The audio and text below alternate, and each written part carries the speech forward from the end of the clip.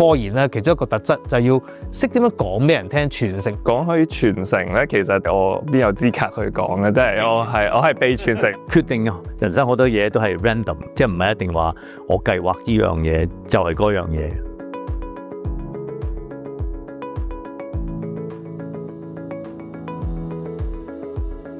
做實習醫生嗰時，真係見到好多癌症病人咧係冇答案嘅。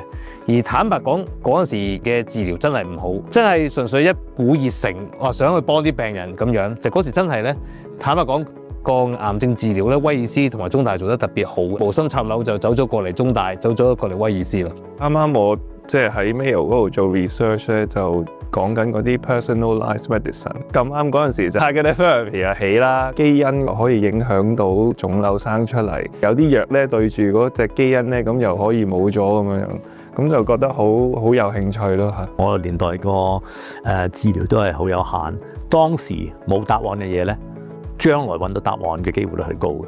咁所以我其實就係亦都係邁向一啲係 uncertainty 不知道嘅情況之下咧，走嗰條路線。梗係我哋個校長啦，因為 GPS 咧就即係跟咗佢一段時間咁樣，即係睇到你點樣可以將科學嗰樣嘢咧轉化為一啲應用，改變到世界嘅一啲 practice。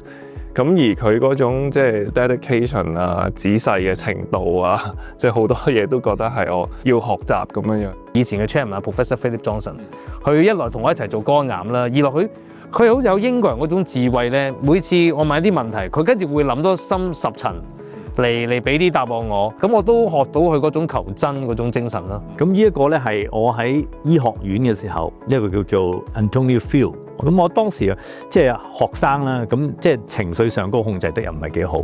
佢話一個唔開心嘅醫生咧，唔能夠俾病人快樂。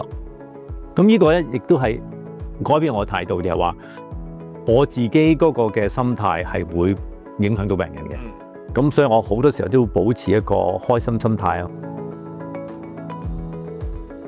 我就覺得咧，我哋中文大學咧腫瘤科學系咧，基本上所有教授講書都叻，有啲好仔細，有啲就可能好有趣，有啲深入淺出，有啲淺入深出。我相信呢個都係我哋做教授啦，做科研啦，其中一個特質就係要識點樣講俾人聽，傳承俾人講俾人聽，你中意啲乜嘢？我覺得傳承嘅概念好簡單嘅啫，我只係一個種花嘅人，花生唔生長咧，係花你自己嘅爭取。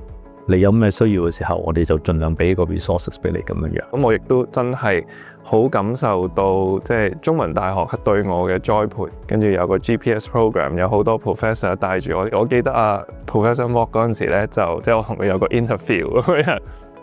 咁佢又講翻佢頭先嗰段説話，就係話 You need to be at the right place at the right time in order to grow 咁樣。Globalization 咁多年啊，最成功嘅其中一樣嘢就係話，我哋好快就已經國際化走出去。